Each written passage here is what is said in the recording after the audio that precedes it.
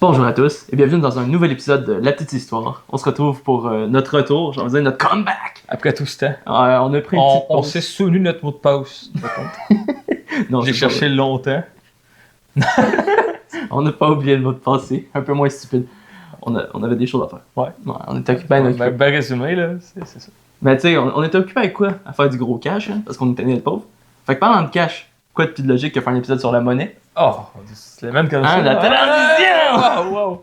Fait qu'aujourd'hui, Alexis va nous amener dans toute l'histoire de la monnaie. La monnaie Au Québec. De Et- la Nouvelle-France. Je te dirais plus, justement, oui. Plus. Fait que ouais, il va nous faire un voyage au cours du temps sur cette histoire méconnue du Québec. À un moment où est-ce que, tu sais, l'inflation. Ouais, on va en avoir. Fait que l'argent va Faut être bien là. se souvenir de où est-ce que ça vient. Ça. Ouais. Fait que argent. Argent. Comment Cash, ça? Money. Big bidou. Ben, on s'est intéressé au sujet parce que, bon, j'ai regardé les commentaires de vos suggestions, puis ben, il y a un commentaire que je me suis souvenu qui parlait de ça serait cool, un épisode sur la monnaie. Fait que nous y voyons ça aujourd'hui. Est-ce qu'on peut retrouver ces commentaires et les mettre à l'écran? Ben, c'est ça que j'ai fait. Merci. 2 secondes. Ah, ok, il est déjà. Bon, on va le mettre 2 fois, c'est drôle. Il revient. C'est ça, il y a encore juste pour être sûr. Mais ça, fait que la monnaie, on va commencer bien de la Nouvelle-France, puis on va aller voir jusqu'à aujourd'hui comment que ça a évolué, comment que la perception de tout ça a changé, puis qu'est-ce qu'on faisait avec ça a changé aussi, à la limite, c'est la valeur. Je peux aller dans les gros calculs d'inflation, tu sais, de combien que ça valait dans le temps, qu'est-ce que tu acheté avec ça. Vraiment plus dans c'était quoi concrètement Ok. la monnaie qu'on utilisait. Puis On va, vient un peu ses oui. origines un petit peu. Puis on va vraiment rester là, dans le cadre du Québec, tu sais, Good. régionalement, là. Peu importe qui était là avant, on commence un peu, je dirais, avec les premiers qui étaient là. Les peuples autochtones. Attends, il y avait de l'argent. Il y avait de l'argent.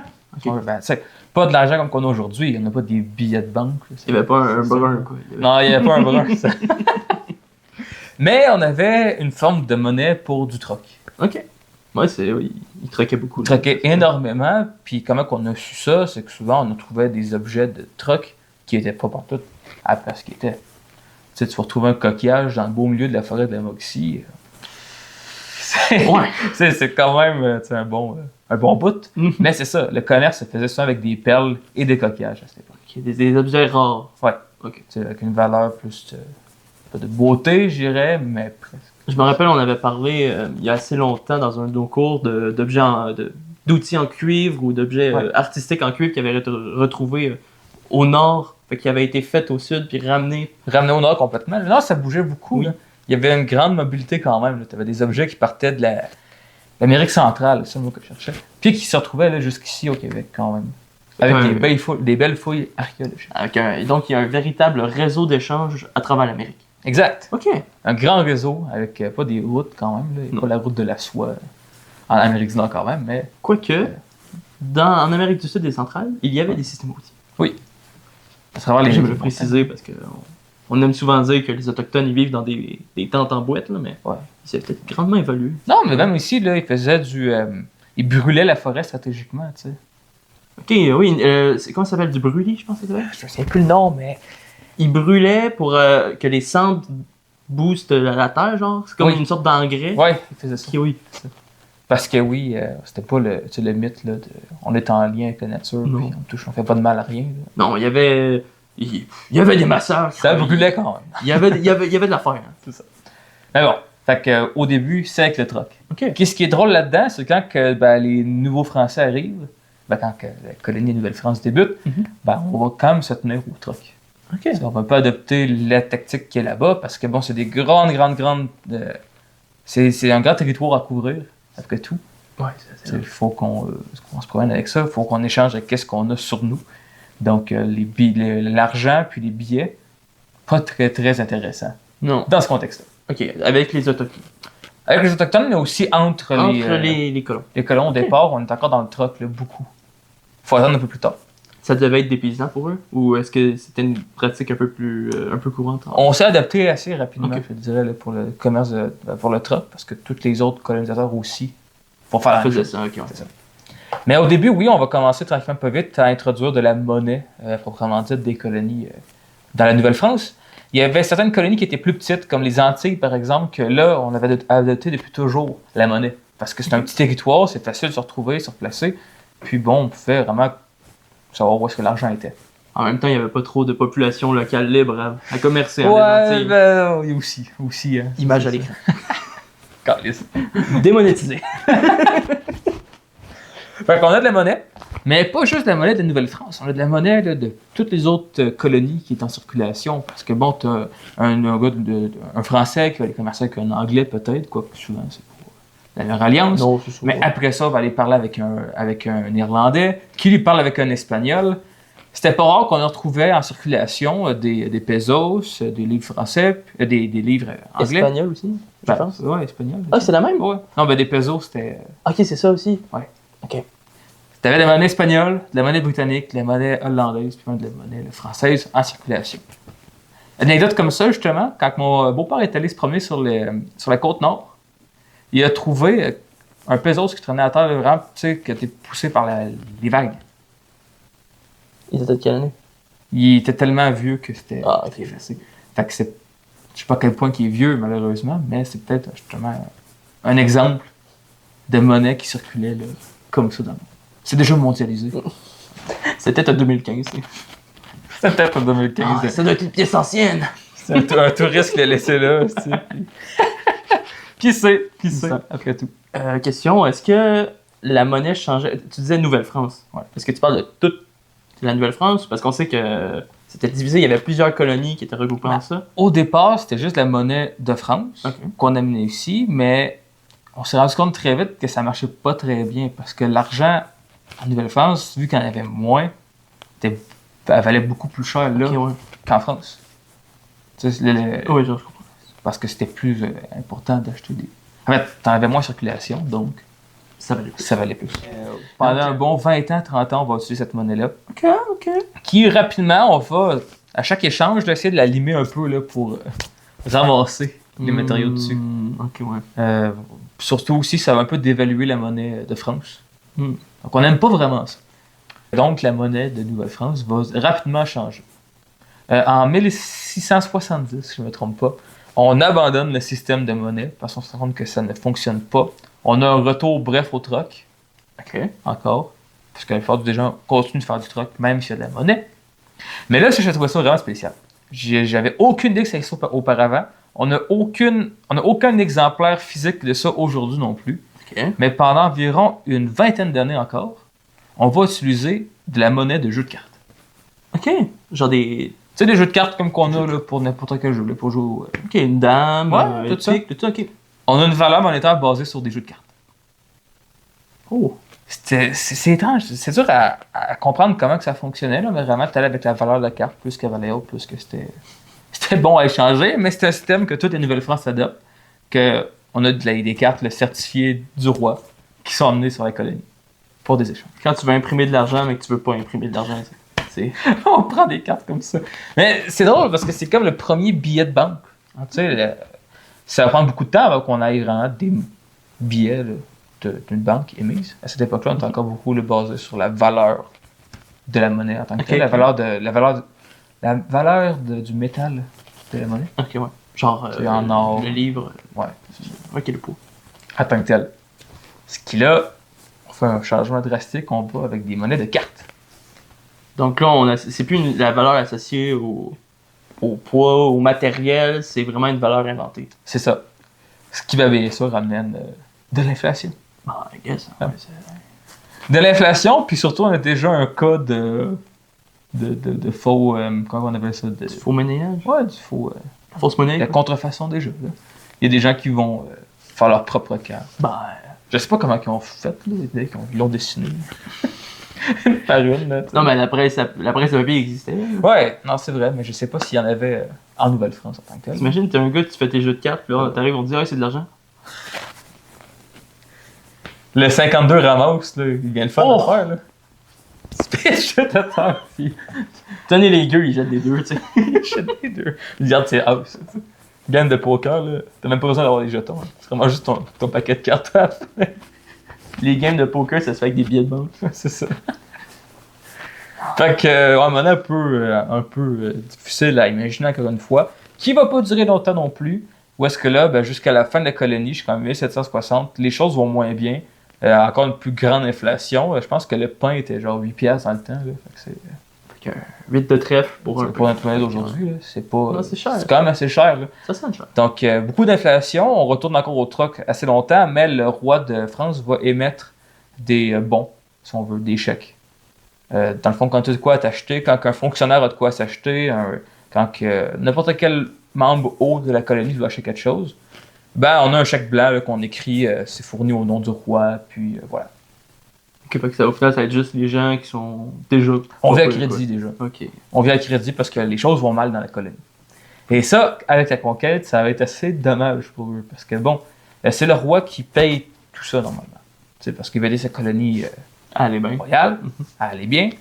Et là, avec la conquête, changement de roi, hein, d'un coup. T'en as qui décident de rentrer en France, mais ceux qui restent ici, ben, le roi dit, vous êtes plus vraiment sous mon contrôle, fait que Eat shit, quoi. vous devez vous rembourser vos affaires. Oh. En fait, c'est sur tout l'argent qui a été émis par le roi, en fait, tous les bons qui ont été émis par le roi, c'est seulement le tiers qui va être remboursé. Ou qui va être jugé légal à être remboursé. Ah.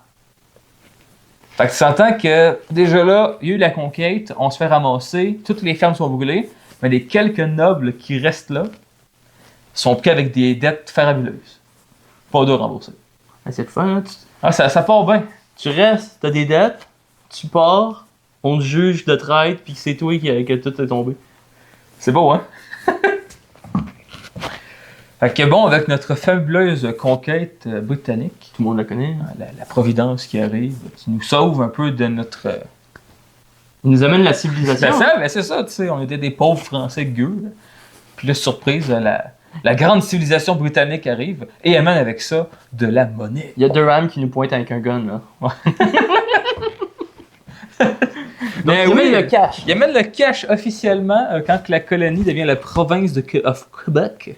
Eh bien, on a de la monnaie britannique qui rentre en circulation. Pog. Des bons vieux shillings et livres. Hein? On connaît bien. Big money. Mais ça aussi, encore une fois, nous autres, l'argent, on n'est jamais été bon avec ça ici au début. Fait qu'on reste encore avec le troc. On continue d'utiliser les anciennes monnaies de France qui étaient en circulation. On continue aussi de prendre la monnaie espagnole qui va rester quand même forte là, jusqu'à un certain moment. Oh, longtemps. Ouais, vraiment assez longtemps, Longtemps. là. C'est ça, tu sais, c'était pas... On va voir des traces dans les avis de décès souvent de legs à leur héritier, genre Ah, ok. en livres ou en pesos. En pesos. Ok. Mais eux, ils parlaient de livres espagnols, genre. Ouais, des livres espagnols. Je sais même pas si pesos, c'est le bon mot. Ben, à l'époque, non, mais je suis pas sûr. C'est anachronique, de toute façon. Je suis un peu nul. Ben, il y avait même les livres françaises. Tout était transmis en Tu sais, j'étais livre. en livre, c'est ça. Fait que je pense que, tu sais, c'était genre, ils En fait, convertissaient. les livres, il y a des shillings aussi. Il y avait Shing, oui. Mais ça, c'est genre le 10 cents. Le plus bas, ouais, c'est ça. Parce que c'était en décimal au début que ça fonctionnait. Là. C'est plus tard qu'on va avoir des. On va passer aux monnaies là, à centimes. En colonie britannique, on a l'argent qui est officiel, si on veut, c'est le livre britannique. Mais rendu là, c'est un peu pêle-mêle, chacun pour soi. On a des banques qui commencent à ouvrir tranquillement aussi. Des banques qui existent encore aujourd'hui. Hein? La Banque de Montréal est une des premières à ouvrir à Montréal, justement. Hein? Qui l'a cru? Qui l'a cru? On a aussi là, la Royal Bank, surtout pour des services. Est-ce que c'est la même chose que la Banque Royale? Oui, Ok. elle aussi qui est là. Et on a aussi une banque qui n'est plus là aujourd'hui, la fameuse Banque du Peuple. Ok. Que ça, c'est la première banque francophone qui s'établit à Montréal. Évidemment, elle qui ferme, c'est la française. Ouais, mais c'est dommage. Comme quoi, peut-être que Desjardins s'en a inspiré un peu. Ah, ok, ils ont repris un peu la structure. Ben, dans le sens que il y a eu des scandales aussi avec les autres qui ont rendu moins appréciés par certains, peut-être. Là, j'y reviens. Parce que, bon, avant qu'on aille dans les banques en tant que telles, la monnaie qui circule, elle est régionale. Ok. Chaque peuple, si on veut, a sa monnaie. Chaque région adopte plus une monnaie que l'autre. Parce que chaque billet de banque est différent, en gros. On essaie de s'adapter sur la monnaie britannique qui est là, les shillings et les livres. Mais en même temps, on importe de la monnaie américaine, les fameux dollars. Puis, on essaie de comparer l'un à l'autre. On a la pièce aussi un peu, à la limite, qui est là, avec le nom du peuple. Mais ce qui fait en sorte que des fois, tu sais, aujourd'hui, en règle générale, ben, 100 cents, c'est une pièce. Oh ouais. Tu sais.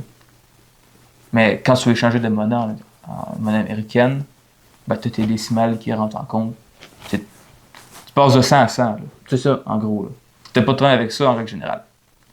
Dans le temps, c'est un peu plus compliqué parce que un livre britannique vaut à peu près 120 cents américaines. C'est le fun, hein? Fait que quand tu fais ta conversion, ça fait en sorte qu'une pièce qui est normalement 100 shillings, ben, est 120 cents américaine. D'où vient l'expression 4,30 sous pour une pièce? Ça fait 120. Parce qu'un 25 cents, c'est un 30 sous à cette époque-là.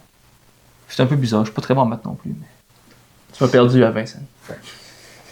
ça représente un peu ça. OK. Au final. Fait que là, toi, tu parlais de régionalisme des banques. Ouais. Ça explique, mettons, les Hunters dollars. Ben ça, c'est autre chose, par contre. Ah, c'est autre chose. Parce que vu qu'il n'y a pas de monnaie officielle encore, il n'y a pas d'argent émise par l'État canadien avant 1866, ben là, justement, ça va par région, ça va par village, même à certains moments, et surtout, ça va par compagnie. OK. Dans le modèle typique d'un village-compagnie, comme Hunterstown, qu'on a fait un épisode dessus. Ah, je vais le voir. Il est déjà pas peur. Ouais. Ben, on a de la monnaie qui vient de la propre compagnie. Okay. Donc, justement, à Hunterstown, tu avais des Hunters dollars. Ce qui était émis par ça. Tu as aussi un autre bel exemple au Saguenay. Où est-ce qu'au Saguenay, tellement que c'est loin de tout, ça prend beaucoup de temps à s'y rendre en cheval, ben, il n'y a pas d'argent qui va là. Fait qu'on retourne à un système de troc comme en Nouvelle-France. Ou sinon, ben, c'est la compagnie qui est dominante là-bas, la compagnie Price, qui coupe du bois, surtout, va créer sa propre monnaie. Et justement, ben, avec sa monnaie, vendre qu'est-ce qu'il y a de plus important pour le monde, genre manger et tout ça. Fait que ceux qui font la monnaie te vendent le stock en même temps. Ouais. C'est comme la monnaie Canadian Tire, mais c'est ça, c'est malicieux, tu sais, c'est poussé un peu à l'extrême. Fais ton épicerie avec, ben au Canadian Tire. Tu sais, t'as encore des coupons, t'as encore des points, t'as les points de la carte Optimum. Oui. Mais là, c'est juste ça. Fait que t'as pas le choix de travailler pour la compagnie du gars. Sinon, t'as rien. Tu peux faire du troc avec d'autres qui travaillent là après, mais encore là. Ah, le capitalisme. C'est du capitalisme sauvage. C'est quelque chose. C'est Amazon style, quoi. C'est ça que tu me dis. Un peu. Ok.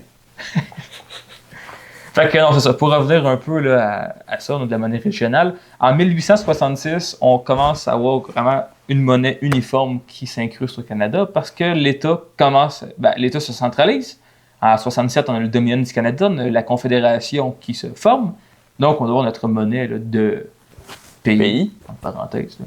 Donc, déjà, les premiers billets, là, un peu pas des billets, encore une fois, du Canada, mais presque. OK. Parce que c'est... On a l'État qui va imprimer les billets, qui va émettre ses billets, mais on n'a pas encore de banque centrale. Okay. On n'a pas une banque d'État, proprement dite, qui est la Banque nationale du Canada. Okay. Qui, elle, va être créée au début du 20e siècle. En 1920, là, quand même. Un peu plus tard. Beaucoup plus tard, quand même. C'est ça.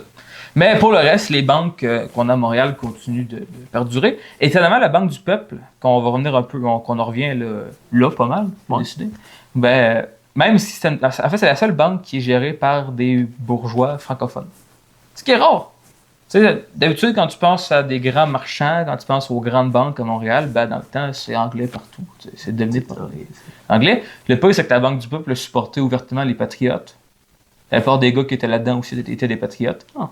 D'ailleurs, des patriotes vont imprimer aussi leur propre monnaie là, pendant les rébellions. Je me demande qui acceptait les Patriot Dollars. Ben, c'était les 6 comtés. Hein. C'est les 6 comtés patriotes là, qui... on va imprimer des billets à Saint-Denis, dans une distillerie. Wilfred Nelson qui va faire ça. Là. Le fameux.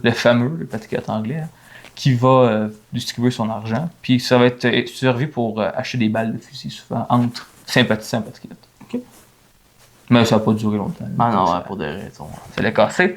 La Banque du Peuple va les soutenir, mais malgré tout, même si les patriotes vont s'effondrer et perdre, la banque va survivre.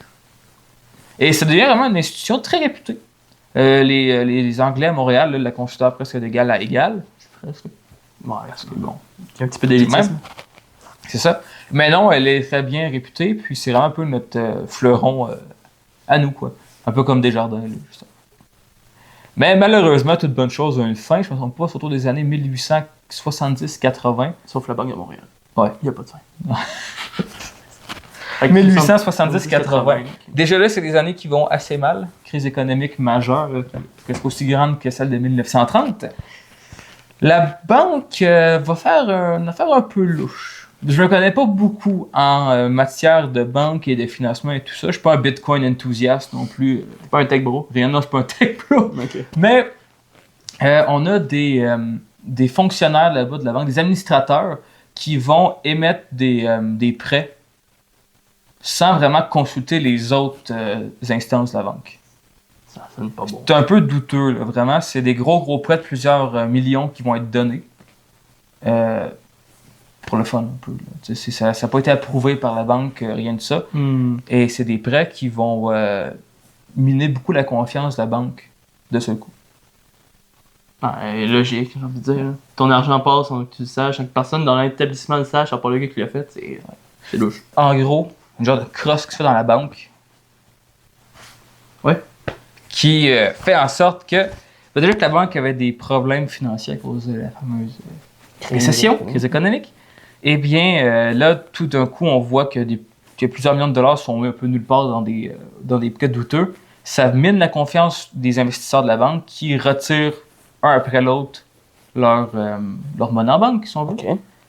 Ce qui va faire effondrer complètement la banque du peuple. Même qu'on essaie de l'aider, là, les banques Montréal, la Banque de Montréal va essayer de la ramener à la vie. De la ramener en vie un peu, parce que c'est une institution qu'on a beaucoup d'investissement dedans, quoi? Ben, pas qu'on a beaucoup d'investissement, mais c'est qu'on est presque des collègues de travail là, à ce moment-là. Okay. Avec ça. Puis, sans succès, malheureusement, la Banque du Peuple s'effondre complètement et amène aussi la fermeture de plein de compagnies francophones. C'est ça qui est dommage, parce que la Banque du Peuple finançait toutes des compagnies, là, des PME, si on veut, du temps francophones.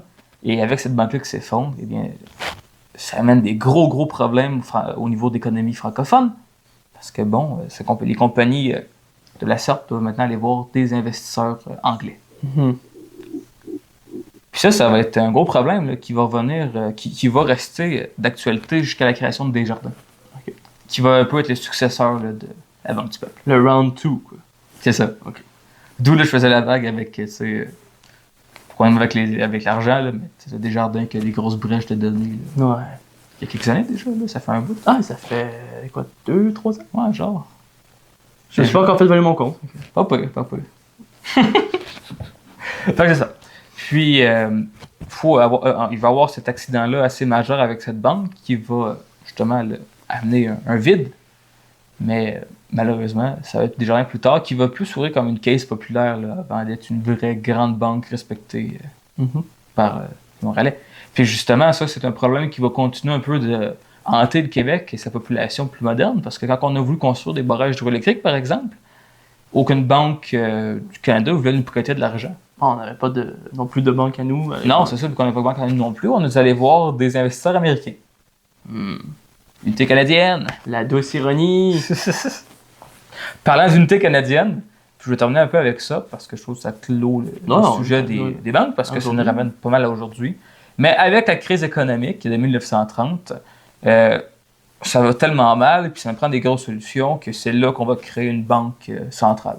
Okay. C'est là que va être créée la Banque nationale du Canada qui va ouvrir en 1934, si je ne me trompe pas. Okay. Ça se peut que je me trompe dans les chiffres, là, mais voilà. Puis celle qui contrôle, entre autres, le taux directeur. Exact. Okay.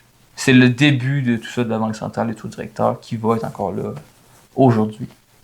C'est une bonne chose au final, ça régule les autres banques. Ouais. Ça contrôle. Puis, fait intéressant là-dessus, quand la première année qu'on va créer là, les billets de banque de la Banque nationale, qui vont prendre les billets canadiens qu'on a aujourd'hui, à la place qu'on aille des billets bilingues, on va prendre des billets en français, puis des billets en anglais. Il va y en avoir, je pense, genre 800 qui vont être faits au début, là, qu'on va se rendre compte que c'est peut-être une gaffe de faire. Peut-être une idée de mal, ça double. Là. Mais il y en a encore en circulation aujourd'hui, qui sont achetés par des collectionneurs. Des enchères. Là. Je pense que les prix de base, c'est 25 000 pour en avoir un. Ils sont en recherche. Qu'est-ce que cherchez vos poches si vous n'avez pas un petit... c'est des combien? Des 10 piastres? Des 5 piastres, j'imagine. Si vous avez des 5 piastres qui datent de 1934, business, moi. Business. Business. Fait que c'est pas mal ça, je vous dirais, là, qui fait le tour de l'épisode. C'est plus en événementiel que, tu sais... Une analyse économique. Une analyse économique, là. Puis, tu sais, en quoi qui était fait à chaque coup. ça m'a inspiré un peu aussi vous. D'avoir un propre de l'art de l'époque. Oh. Et là, on le verra pas, je vais mettre une photo le plus proche. Là, Pas toi l'écran. un beau billet de 1800. Un billet. Un Une billet, ben pièce, hein, de 1837, qui, je sais pas, date de l'époque des pétiquettes, puis qui a un beau trou sur le top, qui montrait un peu que c'est comme un collier. C'est peut-être la dernière scène du gars, genre, qui ça gardait, là, si jamais il mourait de faim, tu sais. Puis qu'il allait l'utiliser après. Ben, ouais, Peut-être qu'il a reçu un cadeau de son père. Mourant. peut-être. On sait pas. C'est toutes tes économies. Pour des putes. Bon. Là, je pense que ouais, tu quoi rajouter? Ah, écoute, Big Money. À la prochaine! Ah non, faut couper ça. J'ai fait un salut romain. C'est un salut romain après tout, hein? Ton Après cœur ça, va. Mon vers cœur l'autre. va à la foule, ouais. C'est ça. Ouais. Je donne mon cœur. Oui, j'ai vu une vidéo, hein. Il a utilisé cette excuse-là. Ouais, J'avais je sais, fait- je l'ai vu. Fais ça. Ah, ouais, il fait. Non, mais j'ai juste choisi. Ben, j'espère que ça vous aura plu. C'est sûr qu'on est un peu plus rouillé parce que bon, on se remet là, après On sait plus parler. un mois et demi quasiment. Là, tu sais, ça fait un mois. Le dernier, c'était Madeleine. Ah, Madeleine, en mi-décembre? Là. Ouais, genre, même pas avant. Là. Ah ouais. Mi-novembre. là. Mi-novembre? Ouais, non, c'est Calice. ça. Non, Non, non, vous deviez être affamé de contenu. Ah, on vous en promet dans les 3 prochaines semaines au moins. On va être comme... comme, tu sais, la bonne série qui se fait annuler, là. On vous laisse sur un cliffhanger. Cancel. C'est comme ça après, c'est ça. Fait Ben, que, à la prochaine. À la prochaine. Abonnez-vous.